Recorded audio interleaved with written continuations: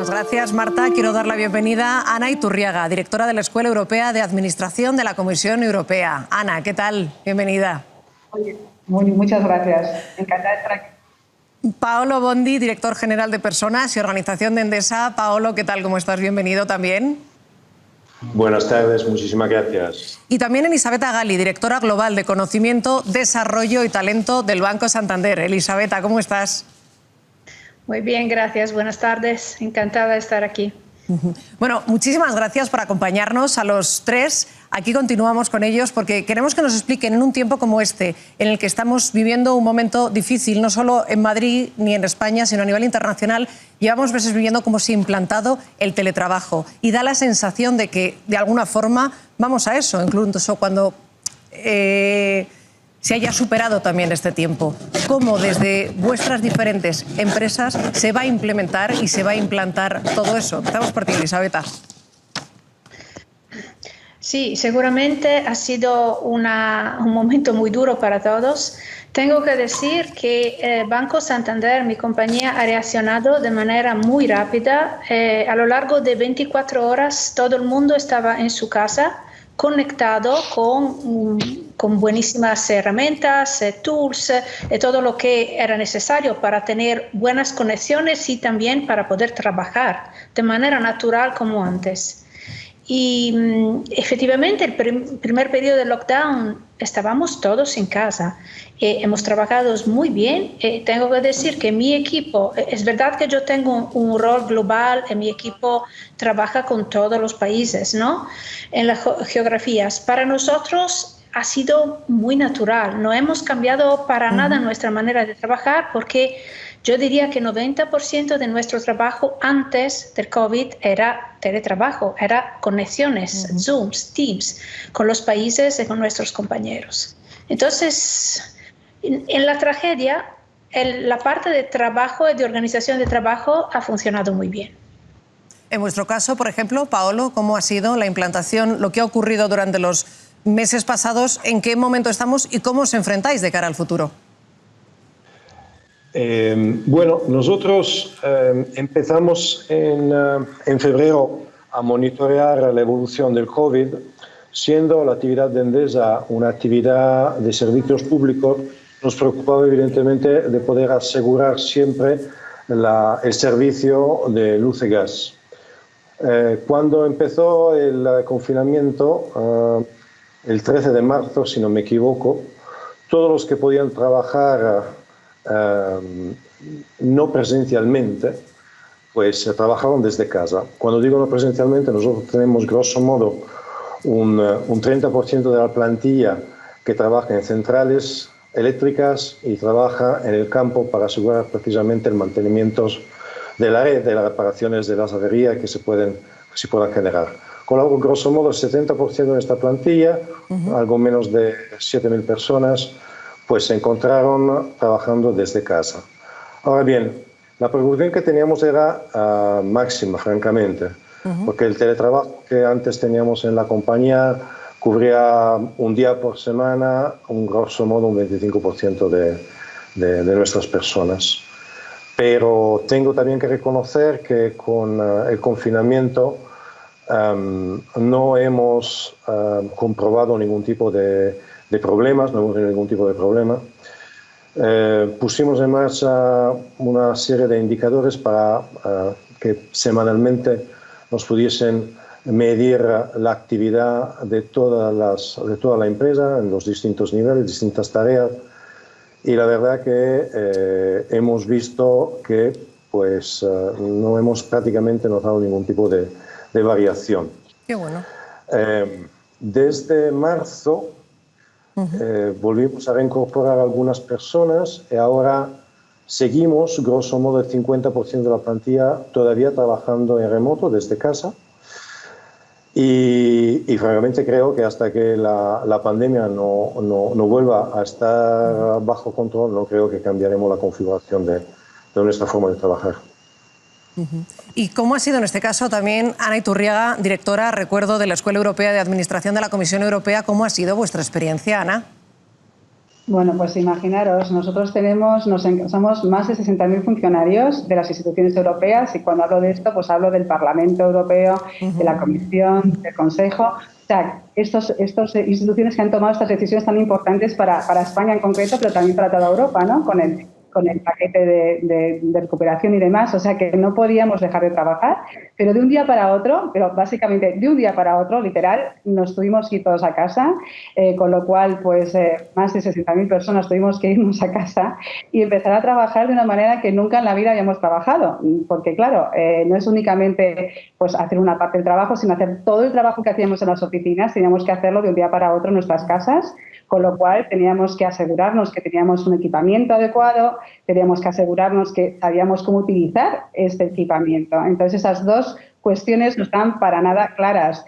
Así que los primeros días fue un poquito caos de poder asegurarnos que todo el mundo tenía su ordenador personal, que entendíamos cuáles eran las diferentes plataformas que íbamos a utilizar para poder intercambiar y para poder trabajar juntos y también, por supuesto, que todo nuestro sistema informático no se cayese, porque, claro, el primer día, las primeras horas se cayó completamente el sistema debido a la cantidad de carga que había. Entonces, hasta que conseguimos la primera semanita, pues ya tener nuestros propios equipos, tener nuestros sistemas que funcionaran y aprender a utilizarlos, pues hubo un poco, pues un proceso de aprendizaje muy rápido y la verdad que bastante sorprendentemente muy bueno y en el que al final todos pudimos conseguir.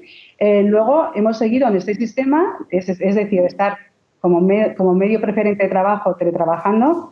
Llevamos así desde marzo, desde el 15 de marzo, y a día de hoy seguimos en este sistema. Únicamente el personal crítico puede estar en sus oficinas y con un máximo de un 20% de los equipos pueden estar en las oficinas y hemos tenido que aprender pues todo, cómo planificar nuestro trabajo, cómo poder trabajar con compañeros que no vemos, cómo poder manejar equipos que no ves, cómo poder pues obtener los mismos resultados que teníamos cuando estábamos en el trabajo y ser igual de productivos, pero al mismo tiempo, y lo más importante, poder mantener también nuestro bienestar. O sea, asegurar que somos productivos y que al mismo tiempo podemos manejar nuestras casas, nuestras familias y nuestro trabajo de una manera que no afecte a nuestra salud. Pues en ello andamos, todavía estamos aquí, pero esperando a que las cosas mejoren aquí en Bruselas para poder pasar a la siguiente fase, que sería tener una presencia más continuada en el trabajo. Pregunta que os planteo a los tres. Empezamos de nuevo por Elisabetta. Yo creo que es muy importante encontrar referentes y cuando miramos a nuestro alrededor países que lo sepan, que lo hayan sabido hacer bien. ¿En qué lugar, Elisabetta, podemos mirarnos? Mira, leyendo la prensa, escuchando las news en el telediario, parece claro que los países que tienen al mando mujeres lo están haciendo mejor. Ajá. Y no es un tema de feminismo o un tema de diversity. Claramente se podría hacer un debate sobre eso, pero parece evidente que en estos países lo están haciendo mejor, están gestionando la crisis sanitaria y social de manera mejor. Y creo que sería muy interesante estudiar el fenómeno, entender por qué esto ocurra. Y yo creo que el caso de Alemania, el caso de New Zealand, el caso de Taiwán, todos los países nórdicos están demostrando con los hechos que se puede gestionar una crisis sanitaria de manera orgánica sin crear tragedias o sin crear pánico, que se puede trabajar, que se puede continuar a fomentar la economía de manera naturalmente un poquito más controlada, pero casi normal. Y creo que sean estos los países. En ese sentido, Paolo, ¿en qué países deberíamos buscar esos referentes para poder ver qué están ellos haciendo bien y poder traerlo a nuestro territorio también? Mira, si hablamos de la gestión de la crisis sanitaria, creo que hay muchísimos datos e informaciones disponibles que nos permiten de valorar cuantitativamente los países que lo están gestionando mejor. Algunos países han sido afectados especialmente en la primera oleada, otros pues parece que ahora estén sufriendo más. En general, yo creo que hay un dicho de los latinos que nos decían que equivocarse es humano, reiterar los errores es diabólico. Con lo cual, en ese caso, creo que pues hay que mirar a los datos y hacer las valoraciones y aprender. Si miramos a las empresas, yo creo que las empresas que lo están haciendo mejor son las empresas que tienen valores fuertes, valores de responsabilidad, de innovación, de proactividad, de creatividad, que permite efectivamente gestionar mejor a los empleados, los equipos desde remoto. Y por supuesto, condición necesaria es tener una infraestructura informática y de herramientas que permitan efectivamente de funcionar igual de bien en remoto que en presencial. Y por último, Ana, cuando buscamos países, Ana Iturriaga, países de referencia para poder aplicar lo que ellos están haciendo bien y traerlo también aquí, ¿en qué lugar deberíamos mirarnos?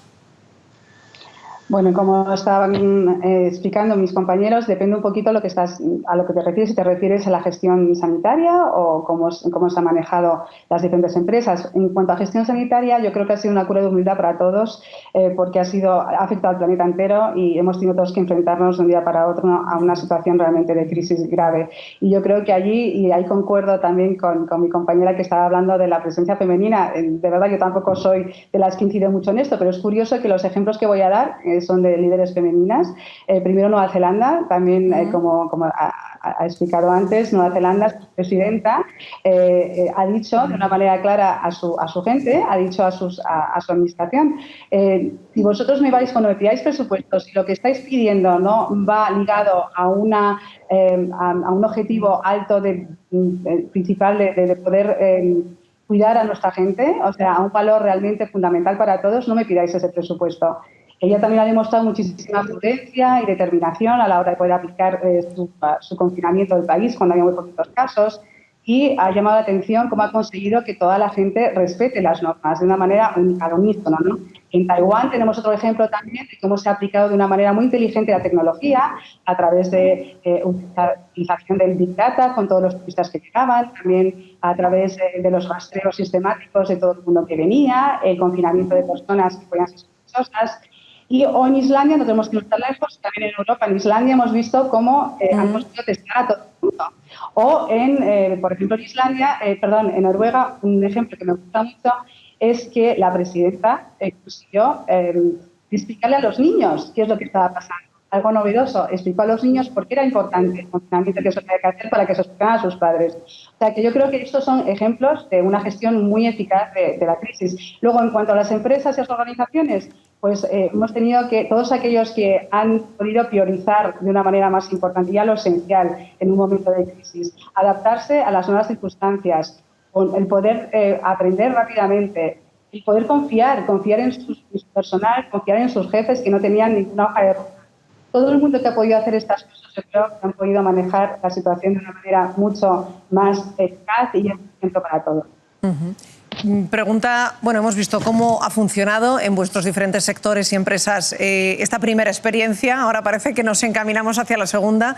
También en qué lugares podemos encontrar referencias. Y luego también es importante, yo creo, buscar el papel de la Administración. ¿Qué lugar, volvemos a empezar por Elisabetta, qué lugar debe ocupar la Administración pública? ¿Hasta qué punto debe impulsar y debe tutelar este proceso? Sí, yo creo que la administración pública tenga un papel muy importante, muy crítico en la gestión de una crisis como esa. El tema de potenciar la red informática, por ejemplo, que tendría que ser impulsada, ¿no?, del gobierno central o del gobierno regional, de manera que todo el mundo pueda acceder a estos medios, porque creo que muchísimas personas y también compañías más pequeñas hayan tenido muchos problemas en poner en marcha una infraestructura digital o infraestructura tecnológica para poder soportar esta crisis. Entonces, la administración pública yo creo que tendría que hacer un poquito más para preparar el futuro, para no reaccionar a la crisis de manera reactiva, anticipar la necesidad y preparar el futuro. Paolo. Mira, coincido con Elisabetta que uno de los temas clave es disponer de una infraestructura de telecomunicaciones adecuada para poder permitir el acceso a todos y a todas las empresas. Hay que decir que en España creo que tenemos una red razonablemente buena, quizá no se extienda suficientemente en todos los lugares de España, la España más profunda, pero en línea general creo que en este momento estamos beneficiando de inversiones que se han hecho en su día y que están francamente, creo, funcionando bien. ¿Suficiente? Probablemente no, probablemente hay que seguir invirtiendo y hay que completarlas. Y en esto, pues el regulador tiene que fomentar las inversiones precisamente para poder garantizarlo. En términos de regulación del teletrabajo, bueno, en España teníamos un artículo 13 del Estatuto de Trabajadores que claramente no estaba up to date y que necesitaba una actualización. Entonces se ha llegado a una nueva ley que pues, yo creo que lo han firmado prácticamente, lo han respaldado todas las partes sociales y creo que es razonablemente equilibrado y pone unas reglas claras, razonablemente equitable para todos, para poder efectivamente seguir aprovechando, sobre todo pensando después de esta época de COVID, pensar a desarrollar un nuevo modelo de trabajo que maximice el valor del teletrabajo y maximice también el valor del trabajo presencial. Y Ana Iturriaga, por último, el papel del Estado en ese sentido, ¿hasta dónde debe llegar que sea el Estado quien tutele? O sea, ¿hay que ir de la mano del Estado hasta qué punto y qué le pide la empresa también a la institución, a las instituciones públicas? Bueno, yo te puedo hablar de las instituciones europeas y cómo han dado respuesta a lo que hemos visto, lo que hemos vivido estos 2 meses. Como sabes, explicaba en principio que una cumbre importante nada más comenzar en la que se decidió todo un paquete de medidas para poder ayudar a los empresarios para que puedan seguir funcionando y para poder ayudar a los trabajadores para asegurar su empleo. O sea, que este fue un paquete absolutamente necesario para poder mantenernos durante esta crisis, ¿no? Pero también la Administración en general tiene una potestad pública que es la potestad normativa. Ellos pueden poner las normas que sirven para dar estabilidad, siempre pensando en el bien público al final, ¿no? Además, disponen pues, de una serie de medios que se tienen que destinar a los temas que a lo mejor no te dan un beneficio, que sería más propio de las empresas privadas, que permiten pues, investigar en aquellas cuestiones que son de interés público y que a lo mejor no encontrarían financiación y medios en las empresas. Por último, yo creo que el Estado también está ahí para guiar y para poder ver cuáles son aquellas mejores prácticas, tanto públicas como del sector privado, que pueden ser fomentadas para... Quedan un par de cuestiones todavía. Volvemos con la ronda. Primero, Elisabetta, por sectores. También es importante hacer un análisis. Si pensamos en diferentes áreas profesionales, ¿cuáles son las que entiendes, Elisabetta, que pueden tener por delante un reto mucho más complicado? Un sector, yo creo que sea el sector financiero, ¿no? Si pensamos a los bancos, todas las empresas que tienen un frontline muy grande, ¿no? Personas que tienen que gestionar la relación con el público de manera directa. Y naturalmente los bancos tienen este problema. Es verdad que, considerando lo que hemos hecho en Santander, hemos podido aplicar las reglas de la turnación, del teletrabajo y de la flexibilidad de manera muy orgánica y muy positiva y eficaz también en las sucursales. hemos parado un minuto de cuidar de nuestros clientes. Siempre hemos sido en contacto con los clientes, gestionando todos los problemas, y creo que eso se ha debido muchísimo a la calidad de las personas que trabajan en Santander, ¿no? Hasta las sucursales. Y es un tema de organización, de nuevo, de flexibilidad, de hacer un shift of mindset para decir, ok, la situación es cambiada, ¿cómo podemos aplicar nuevas reglas de manera más flexibles? ¿Cómo podemos evitar de paralizarnos con reglas viejas o obsoletas que no pueden ser más válidas, y reaccionar de manera muy rápida y muy eficaz? El reto seguramente es por las compañías que tienen muchísima gente en el frontline. Claro que los que lo están haciendo mejor son los Googles o los Microsoft de la situación, pero porque su negocio es un negocio que permite de hacer ese teletrabajo o tener esa flexibilidad de manera natural. Es parte del business de estas compañías. En las .coms, todas las compañías del mundo digital, muchísimos empleados trabajan desde su casa normalmente. Entonces, creo que tenemos que ayudar con ideas y también con inversiones las compañías que tienen un frontline muy fuerte. Paolo. Compañías del sector eléctrico como Endesa, como mencionaba anteriormente, nosotros tenemos una parte de nuestros empleados que desarrollan tareas que no se pueden remotizar. Y eso es un hecho, y el desafío que tenemos, sobre todo en este momento, es garantizar la seguridad y salud laboral de estos compañeros que tienen que asegurar un servicio de pública utilidad. Respecto al resto de la plantilla,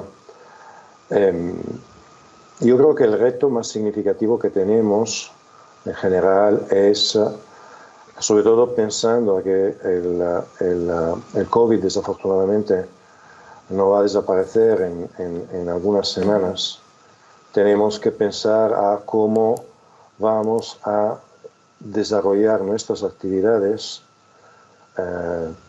también las más creativas, las más innovativas, en condiciones de trabajo en remoto. Ya hemos visto que sabemos hacer el trabajo diario de rutina, el trabajo organizado, el trabajo que está previsto, el trabajo que tiene procedimientos. Ahora el gran desafío que nosotros tenemos es claramente, pues en un periodo que se va a alargar, ser capaces de formular un modelo de trabajo y apoyar a todas las personas para que puedan efectivamente seguir desarrollando también actividades que están menos facilitadas, para así decirlo, con un trabajo en remoto. Ahora, para terminar, creo que nosotros como sector eléctrico tenemos otro gran desafío y por otro lado podemos aportar bastante más. Estamos también inmergidos en un proceso de cambio climático. Yo creo sinceramente que el COVID y esta emergencia acelerará el cambio y por ende nosotros lo que podemos aportar es un volumen de inversiones incluso más alto de la que ya estamos acometiendo para poder acelerar el proceso de cambio y crear empleo. Diana Iturriaga. Sí, como la pregunta es cómo vamos a acceder nosotros en las instituciones europeas. Bueno, pues obviamente tenemos que cambiar. Nuevas circunstancias hay que actuar de manera distinta y la clave está en la palabra la flexibilidad. Para nosotros es muy importante que cambiemos la manera en que gestionando nuestros equipos. Ya no es tan importante la presencia, es importante los resultados. Pensar también que los jefes tienen que aprender a confiar en su experiencia, en su buen hacer, en su compromiso para poder trabajar. Al mismo tiempo, tenemos que pensar que se puede trabajar en muchos sitios diferentes, en casa, en la oficina, en el y en diferentes horarios. Lo que más hay que ser también con esto. Yo creo que el trabajo, que antes estaba apareciendo de forma tímida, está aquí para quedarse. Tenemos que aprender también a tener una política un poco más basada en la comunicación. O sea, tenemos que saber que está o no, especialmente si no tan a menudo. Pero nada, a pesar de todo esto que tenemos, puede reemplazar. O sea, que es muy importante mantener el espacio. Nosotros hacemos cafés virtuales, un poco más esparcimiento que puede realmente ese café que te tomas, ¿no? Pues eso lo tenemos que también retrasar de alguna manera. Es muy importante también confiar en el bienestar de nuestro personal. No todo es compromiso, no todo es voluntad, una serie de límites y marca nuestro cuerpo. Tenemos que escucharlo y tenemos que producir pausas, momentos de desconexión para poder ese recargo de energías para poder ir produciendo de una manera sostenible, teniendo en cuenta el bienestar. Y una última cuestión, que es la que os quería plantear también a los tres, es más que una cuestión, casi un pronóstico. Se está haciendo un gran esfuerzo por parte de las empresas, de los trabajadores, también por parte de muchos estados. Una vez que se supere esta pandemia, ¿esto ha llegado para quedarse? ¿Se va a combinar lo presencial con lo telemático? ¿Cómo creéis que será el futuro de aquí a dentro de un año, más o menos? Elisabetta.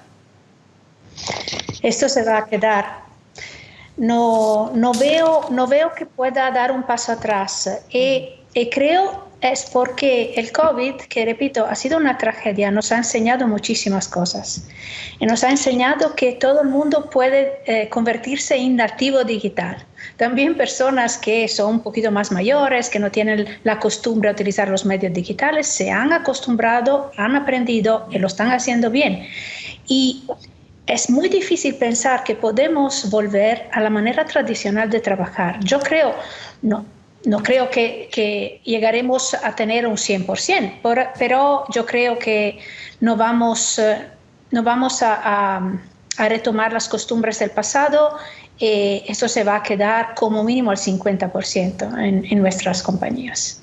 Nos queda ya muy poquito tiempo. Paolo, pronóstico. Sí, pronóstico, muy rápido. Como decía anteriormente, esto se queda. Nosotros seguramente vamos a construir un modelo de trabajo que va a combinar lo que aporta el trabajo presencial con lo que aporta el trabajo en remoto. Se tratará de buscar la fórmula más óptima y seguramente lo encontraremos. Y por último, Ana Iturriaga, pronóstico, sé que es a un año vista, más o menos cuando los principales expertos estiman que esto podría tener ya una solución. ¿Cómo será el futuro? ¿Qué habremos aprendido de esta?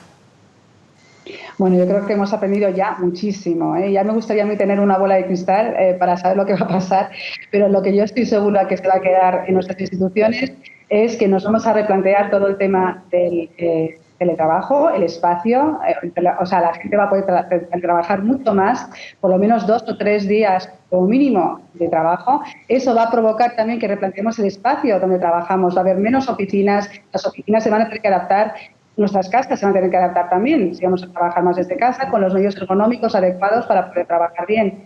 Los horarios también se van a flexibilizar y al final todo va a consistir en una mayor responsabilización del personal, una mayor autonomía y yo espero que también un mayor reconocimiento de los logros que juntos vamos a poder conseguir. Sí que quiero que nos dé tiempo porque hay una cuestión que antes no he planteado. Es ya la última, pero sí que hemos dejado un poco, yo os planteaba cuál debe ser el papel de la administración pública, hasta qué punto debe tutelar a la empresa privada y a los trabajadores también de fuera de lo público. ¿Cómo debe ser el camino, Elisabetta, de la mano entre lo público y lo privado? Es decir, en este año que nos queda para salir y para, tú hablabas de lo de la flexibilidad, en este tiempo que nos queda, ¿cómo debe ser esa colaboración entre lo público y lo privado?